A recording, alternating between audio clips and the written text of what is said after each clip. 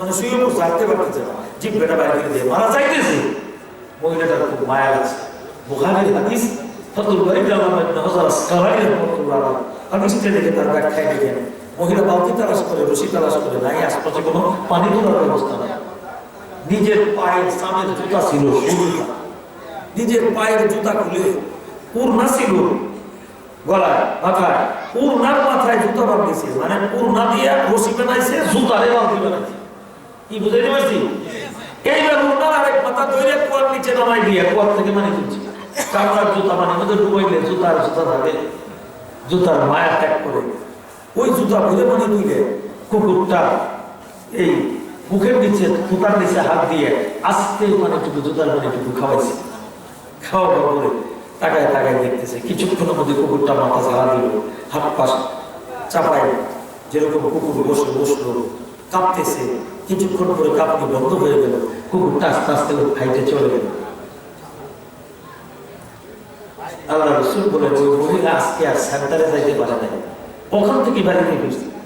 বাড়িতে এসে নিজের রুমে ঘরে ঢুকে বিদ্যুৎ দিয়ে দরজা লাগাই দিছে, বিছানায় শুয়ে গড়াগড়ি দিয়ে কাঁদতেছে, চিৎকার দিয়ে কাঁদতেছে, চোখের পানি ঝরনার মতো ছেড়ে দিয়েছে। আল্লাহ, কি করলাম আমি জীবনটা?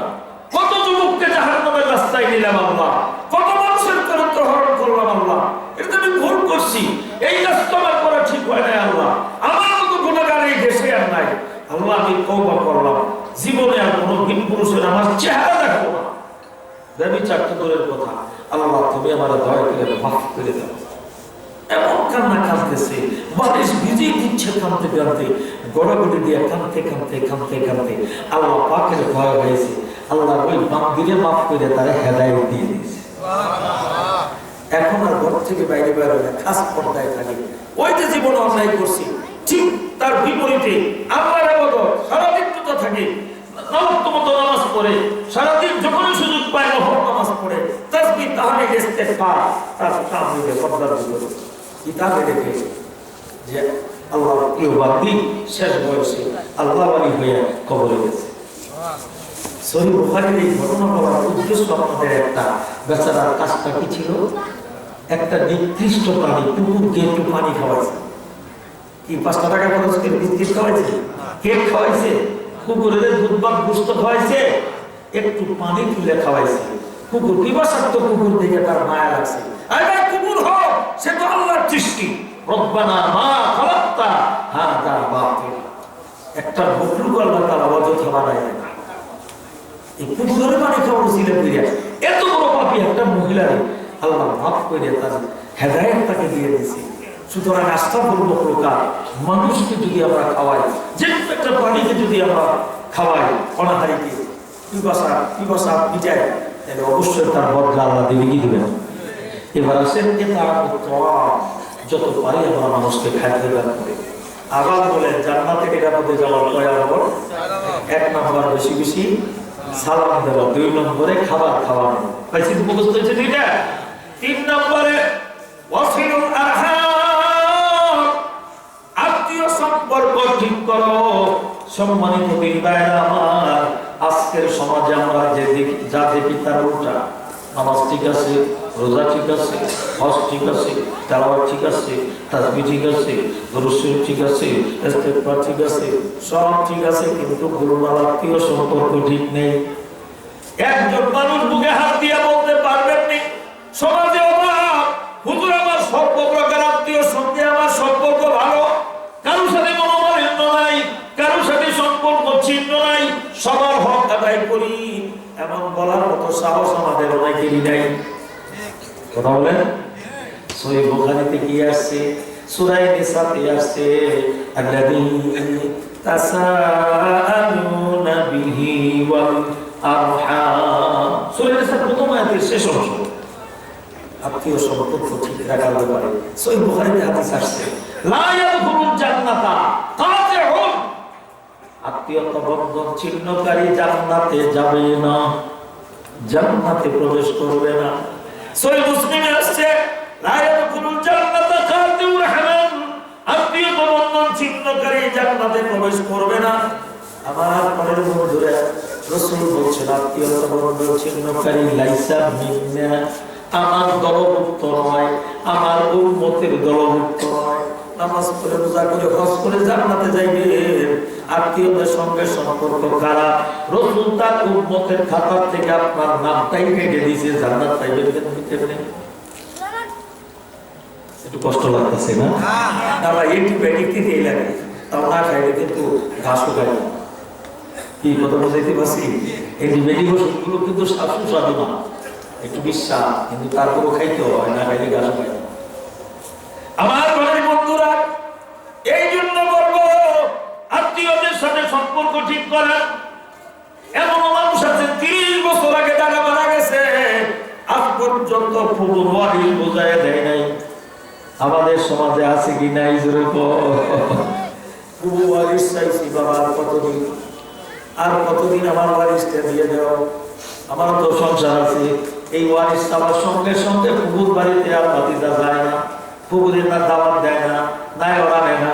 ফুবু তো বাড়ির সাথে নাম দিলে বাজারে নাম কাটা কি হয় বিলের মধ্যে, তারপরও কথা কয় না, আরেক দিক তাকায় থাকে। জমি চাইছি, ওয়ারিস চাইছি, এবার ওয়ারিস কারে হয়? 10 বছর আগে বাবা মারা গেছে, বোনের ওয়ারিস তুমি আজ পর্যন্ত দখল করে খাইতেছ। বোনের ওয়ারিস চাইছে, বোনের সাথে সম্পর্ক ছিন্ন। বোনের বাড়ি যাও না, বোনকে আনো না, বাচ্চাদের সাথে কথা বলো না। তুমি কি মুসলমান?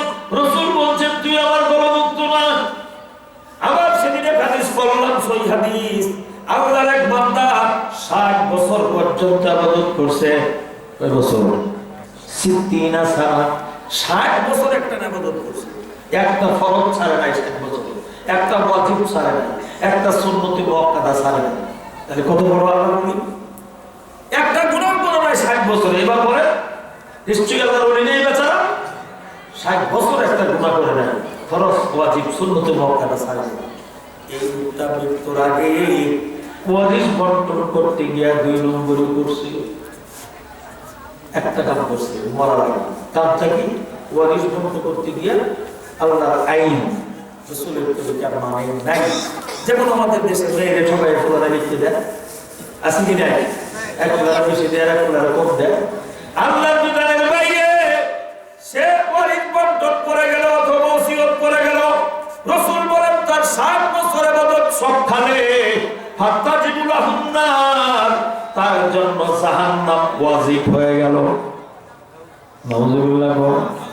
আর একটু দূরে আল্লাহ আমাদের হেফাজত করে, জোরে বলি আমিন। আপনি যেদিন বাবা মারা গেল ওই দিন জায়গা জমি বাবার সম্পত্তি ভাই বোনদের মাঝে বন্টন করে দেন। বোন যদি বলে ভাই গো আমি বাবারে দাফন করতে আসছি, আমার জমি সাইড আমি এখন জমি নিতাম না, তুমি খাও গা আমার বাগের জমি, যেদিন আমি চাইবো সেদিন আমাকে দিবা, এর আগে দেওয়ার দরকার নাই। তাইলে আপনার জন্য খাওয়া জায়েজ, তাইলে আপনার জন্য খাওয়া কি? অন্যথায় বড় ওয়ারিস চাইতেছে, ফুবু ওয়ারিস চাইতেছে, আপনি দিতেছেন না, ওই জমি আবাদ করে আপনি খাইতেছেন। রেজাল্টটা হলো কি? অন্যের জমি অবৈধভাবে জবরদখল করে খাইলে ওই ক্ষেতের ফসল খাওয়া জবরদখল করা যেমন আপনার জন্য হারাম, কবিরা গুনাহ, এটা আপনার জন্য হারাম হচ্ছে। ওই ক্ষেতের ফসল ধান খাইয়া নামাজ পড়বেন, কবুল হইতো না। দান পয়সার জুব্বা কিনবেন, পাগড়ি কিনবেন, যায় নামাজ কিনে তাহাজ্জুদ করবেন, কবুল হইতো না। ওই ক্ষেতের ধান বিক্রি করে হজে যাইবেন, আপনার হজও হইতো না। আল্লাহ আমাদের বুঝার করবে। আর ভাই আঘাত করার জন্য বলি, আমাদের সংশোধনের জন্য বলছি, যে কথাগুলো বলছি আল্লাহ আমাদের আমল করার তৌফিক দেন, আপনাদের সবাইকে আমল করার তৌফিক দেন। বলবো তো বলবো সেই নিয়তে যে আল্লাহ আমাদের বলার তৌফিক দেন, আমল করার তৌফিক দেন। শুনবো তো শুনবো সেই নিয়তে আমাদের সবাইকে আল্লাহ আমল করার তৌফিক দেন। জোরে বলি আমিন। আমার বাড়ির বন্ধুরা, রাসূল বলেন মান কাতা মিরাসা ওয়ারাসি কাতা আল্লাহু মিরাসাল জান্নাহ। জামে তিরমিজি সহিহ হাদিস। রাসূল বলেন কেউ যদি কাউকে ওয়ারিস থেকে বঞ্চিত করে ওয়ারিস কাটতে দেয়, আল্লাহ তার বেহেশতে ওয়ারিস কাটতে দেয়। বুঝেনি কথাটা? আপনি কাউকে ওয়ারিস থেকে বঞ্চিত করলেন, আপনার জান্নাতে ওয়ারিস থেকে বঞ্চিত করবে কে? আল্লাহ আমাদের হেদায়েত করুন, জোরে বলি আমিন। 4 নম্বরে জান্নাতে নিরাপদে যাওয়ার 4 নম্বর আমল, ওয়াসাল্লু বিল লাইলি ওয়ান নাসু মানুষ যখন ঘুমায় থাকে তখন তোমরা নামাজ পড়ো। মানুষ যখন ঘুমে থাকে তখন নামাজ পড়ো। এটা জোহরের নামাজ না মাগরিবের নামাজ? জোরে বল, আর একটু জোরে। মাশাআল্লাহ, মাশাআল্লাহ। আমার আল্লাহ কি বলছেন সূরা বনী ইসরাঈলে, ওয়া মিনাল লাইলি ফাতাহাজ্জাদ বিহি নাফিলাতাল লাক আসা আন ইয়াবআতাকা রাব্বুকা মাকামান মাহমুদা। আল্লাহ বলেন, বন্ধু তুমি তাহাজ্জুদ পড়ো, এটা তোমার উপরে অতিরিক্ত ফরজ করলাম। উম্মতের জন্য ফরজ নয়, আমাদের জন্য ফরজ না সুন্নাত, কিন্তু রাসূলের জন্য ছিল ফরজ, অতিরিক্ত ফরজ। আল্লাহ বলেন, বন্ধু তুমি যদি তাহাজ্জুদ পড়তে পারো, আমি আল্লাহ ওয়াদা দিলাম কিয়ামতের ময়দান যেদিন শুরু হয়ে যাবে, আদম আলাইহিস সালাম থেকে দুনিয়ার শেষ মানুষটা হাসরের ময়দানে জমা হবে। সবাই বলবে, ইয়া রাব্বি নাফসি, ইয়া রাব্বি নাফসি, ইয়া রাব্বি নাফসি। ফায়াকুলু আদম আলাইহিস সালাম বলবে, ইয়া রাব্বি নাফসি। ফায়াকুলু নূহ, ইয়া রাব্বি নাফসি। নূহ কইবো আলাইহিস সালাম, ইয়া রাব্বি নাফসি, আল্লাহ আমারে বাঁচাও। হাসরের ময়দানে পরকালে তিনটা সময়, তিনটা ঘাটি আছে যেখানে মানুষ কেউ কারো কথা স্মরণ করবে না। আমার ভাইরা, হযরত ইব্রাহিম খলিল বলবে, ইয়া রাব্বি নাফসি, আল্লাহ আমারে বাঁচাও। মুসা কালিমুল্লাহ বলবেন, আল্লাহ আমারে বাঁচাও। ঈসা রূহুল্লাহ বলবেন, আল্লাহ আমারে বাঁচাও। সবাই বলবে, আমারে বাঁচাও, আমারে বাঁচাও। আল্লাহ কয়, বন্ধু ওই কঠিন মুহূর্তে তাহাজ্জুদের বিনিময়ে তোমাকে নূরের তৈরি একটা সিংহাসন দিব। আইয়া বা'আতাকা রাব্বুকা মাকামান মাহমুদা। সিংহাসনটার নাম হলো মাকামে মাহমুদ। সিংহাসনটার নাম কি? মাকামে মাহমুদ, প্রশংসিত সিংহাসন, আসন। সেই সিংহাসন, একটা মাত্র সিংহাসন আল্লাহ নবীজিকে দিবেন তাহাজ্জুদের বিনিময়ে। ওই সিংহাসনে নবী সিজদায় করে কাঁদবে, রব্বি হাবলি উম্মতি, রব্বি হাবলি উম্মতি, রব্বি হাবলি উম্মতি। সবাই কইব, আল্লাহ আমারে বাঁচাও, রব্বি নাফসি। নবী বারবার বলবে, আল্লাহ আমার গুনাহগার উম্মতরে বাঁচাও। আমার ভাইরা, আল্লাহ পাকের নবী এইভাবে কাঁদবে, আমার আল্লাহ শুনতে পারবেন না। আমার আল্লাহ ডাক দিয়া বলবে, বন্ধু তুমি দুনিয়াতে কত কাঁদছো, তোমার কান্না আমি সইতে পারি না। ওদের ময়দানে কেঁদেছো, তায়েফের জমিনে কেঁদেছো, কত কাঁদছো তুমি, তোমার কান্না আমি সইতে পারি না। বন্ধু আজকে কাঁদো না, বন্ধু মাথা উঠাবি, ভাড়া সাগা সালতুতা ইসবাতু সাফা। মাথা উঠাও, আমি ওয়াদা দিলাম তুমি যা চাইবা তোমাকে তাই দেব। যার জন্য সুপারিশ করবা আমি তার সুপারিশ কবুল করে নেব। মাথা উঠাও। নবী এই মর্যাদা পাবে তাহাজ্জুদের বিনিময়ে। সুবহানাল্লাহ বলনা আরে আমার কোন বন্ধুরা, আল্লাহ পাক নবীকে তাহাজ্জুদের বিনিময়ে মাকামে মাহমুদ দিবে। নবীর কোন উম্মত যদি তাহাজ্জুদ করতে পারে, আহা তাহাজ্জুদ পড়বে, শেষ রাত্রিতে চুপি চুপি ঘুম থেকে উঠে, ডাক বলবি রে না, চুপি চুপি নিরিবিলি ঘুম থেকে উঠে ওযু করে নামাজ পড়বেন, লম্বা লম্বা কেরাত দিয়ে। আপনি যা পারেন তার মধ্যে বড় সূরা দিয়ে পড়বেন।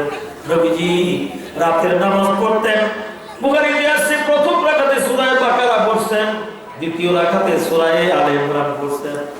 2 রাকাত রাত শেষ, সুযোগ পাইলে তৃতীয় রাকাতে সূরা নিসা। এইভাবে 4 রাকাত কোরআনের বড় বড় সূরা পড়ে প্রতি রাকাতে তিনি কাটাইতেন। যতক্ষণ দাঁড়ায় কেরাত পড়তেন ততক্ষণ তিনি রুকুর মধ্যে থাকতেন, ততক্ষণ রুকু থেকে কিয়াম করতেন, ততক্ষণ আবার সিজদায় গিয়া থাকতেন। আমরা তো মুরগির মতো শুধু ঢুকরাই না ভাই, নামাজটা সব সময় ধীরে ধীরে পড়বা। সুবহানা রাব্বিয়াল আযীম। রুকুতে যাই সুন্দর করে দিন থেকে আমরা সুবহানাল্লাহ সুবহানাল্লাহ সুবহানাল্লাহ আমি একবার গভর্নমেন্টে হেফাজত করবেন, এমন মুসল্লি আছে কি না? না ভাই, সুন্দর করে তাসবিহটা পড়বা, আল্লাহর দরবারে মাথা ঝুঁকাইছো, তোমার তাসবিহ আল্লাহ কবুল করে নিবে।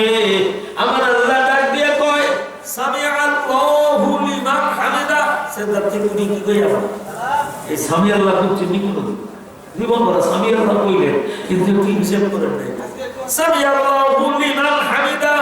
এর অর্থটা হলো এতক্ষণ তুমি নামাজে দাঁড়াইয়া সূরা ফাতিহা পড়ে কোরআন পড়ে যার প্রশংসা করেছো, যার কাছে তুমি আবেদন করেছো, তিনি তোমার প্রশংসা তোমার আবেদন শুনেছেন। সুবহানাল্লাহ। এটাকে সামি আল্লাহ তাপ করো। আল্লাহ মাথা জায়গায় দেয়, বান্দা ওঠো, বান্দা কয় আল্লাহ একটু মাথা ঝুঁকাইলাম, তাই তুমি আমার সমস্ত আবেদন শুনে ফেলছো।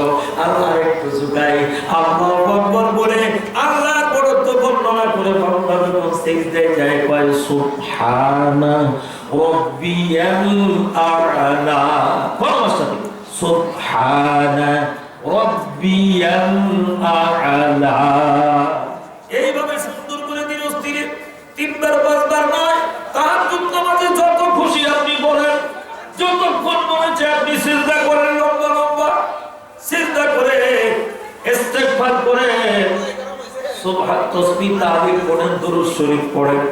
এবার মাবুদের দরবারে দুই হাত তুলে কাঁদেন, আল্লাহ এই নান্দিনা খড়খড়ি এলাকায় আমার মতো গুনাহগার আর কেউ নাই। আল্লাহ আল্লাহ তুমি ছাড়া আমাকে মাফ করার কেউ নাই। আল্লাহ আল্লাহ আমি তওবা করব না, জীবনে গুনাহ করব না, আমার গুনাহগুলো মাফ করে আমল নামা থেকে গুনার কালিমাগুলো তুমি মুছে দাও।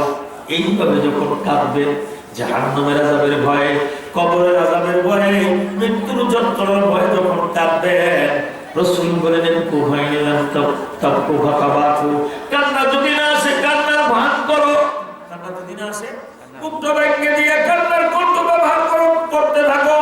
আল্লাহর আযাবের ভয়ে কাঁদতে কাঁদতে কাঁদতে কাঁদতে একদিন, দুই দিন, তিন দিন, 40 দিন হঠাৎ করে তোমার চোখ দিয়ে পানি এসে যাবে, তোমার কপাল খুললো, চোখ দিয়ে মাছির মাথার মতো এক ফোঁটা পানি নাকের ডগায় আসার আগে আমার আল্লাহ কুদরতি হাত বাড়াইয়া তোমার জিন্দেগীর গুনাহগুলো মাফ করে দিয়ে কইবো, বান্দা এই কুশের করে হাত কামানো শীত সত্য প্রভার মধ্যে ঠান্ডা পানিতে ওযু করে তাহাজ্জুদ করে আমি আল্লাহর আযাবের ভয়ে তুমি কাঁদতেছো, যারে বান্দা যা তোর জিন্দেগীর গুনাহ আমি মাফ করে দিলাম। আল্লাহ তাআলা আমাদের সকলকে তাহাজ্জুদ গুজার বানান। জোরে বলি আমিন। এবার বলেন আমার ভাই কাজ আরো জোরে বল। 1 নাম্বার বেশি বেশি সালাম দেব, 2 নম্বরে খাওয়াবো মানুষকে, 3 নম্বরে আত্মীয় সম্পর্ক ঠিক রাখবো, 4 নম্বরে তাহাজ্জুদ নামাজ পড়বো।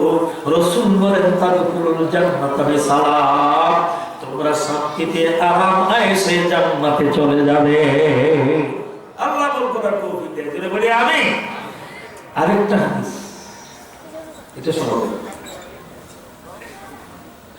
আরেকটা হাদিস বলছি, আমি হাদিসের বিষয়টা বলে রাখি। আমার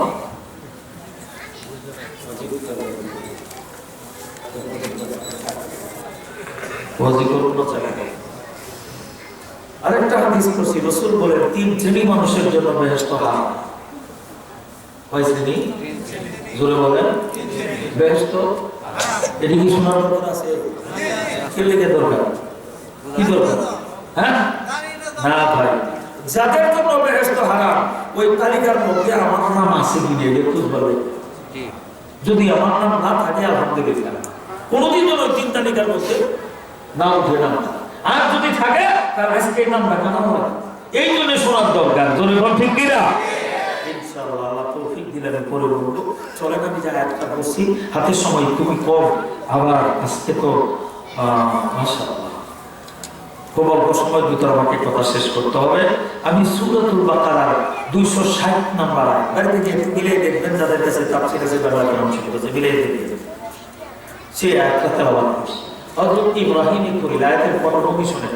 হযরত ইব্রাহিমের খলিল আলাইহিস সালাম একদিন সাগরের তীর দিয়ে যাইতেছেন। আল্লাহ নবী ইব্রাহিম খলিলুল্লাহ তিনি দেখেন সাগরের তীরে একটা মরা গাধা পড়ে আছে। তাফসীর ইবনে কাসির, আল্লাহ ইবনে কাসির লেখেন, তাফসীর রুহুল মানিতে আল্লাহ মালুসি লেখেন, তাফসীর মাযহারিতে আল্লাহ সানাউল্লাহ ফারিদী লেখেন। একটা মরা গাধা পড়ে আছে পানির ভিতরে। কেমন? অর্ধেক আছে মরা গাধাটার শরীরের অর্ধেক অংশ পানিতে ডুবা, অর্ধেক অংশ শুকনা।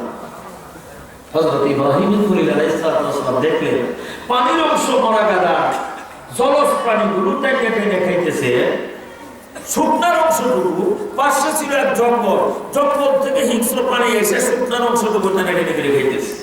দুই দিকে টানা টানে মরা গাধা। হযরত ইব্রাহিম আলাইহিস সালাম কতক্ষণ তাকায় দেখেন গাধাটা মরে গেছে, পানির অংশটুকু জলজ প্রাণী খায় আর শুকনার অংশটুকু স্থলভাগের প্রাণী খায়। আল্লাহ, তুমি মৃতদেরকে জীবিত করবা কেমনি? وَإِذْ قَالَ إِبْرَاهِيمُ رَبِّ أَرِنِي كَيْفَ تُحْيِي الْمَوْتَى। ইব্রাহিম খলিল আলাইহিস সালাতু ওয়াস সালাম আল্লাহ বলেন, নবী স্মরণ করো আমার খলিল ইব্রাহিম যখন আমাকে বলেছিল রব্বুল আলামিন আরিনি কাইফা তুহয়িল মাউতা, আল্লাহ আমাকে দেখাও কিভাবে তুমি মৃতকে জীবিত করবে।